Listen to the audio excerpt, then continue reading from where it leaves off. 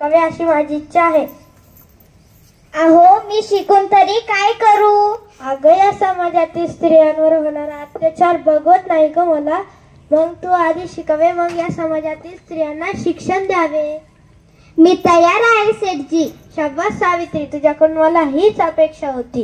क्रांतीसूर्य महात्मा फुले यांनी सावित्रीबाई फुले यांना महात्मा फुले यांनी मुलींसाठी 1848 मध्ये पहिली शाळा सुरू केली. या शाळेमध्ये जेव्हा सावित्रीबाई शिकवायला जात तेव्हा सनातनी मंडळी त्यांच्यावर दगड, धोंडे, माती याचा मारा करत.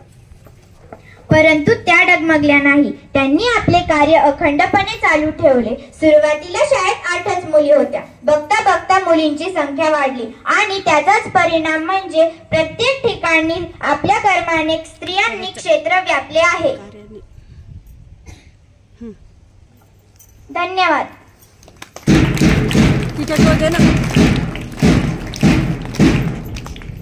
म्हणून म्हणते मुलींनो, नीट ऐका. सेठजींनी मला तुमच्यासाठी शिकवले. शिक्षणामुळे आपण बंदिस्त जीवनातून मुक्त झालो. तुम्ही सुद्धा शिका आणि या समाजातल्या मुलींनाही शिक्षण द्या. धन्यवाद.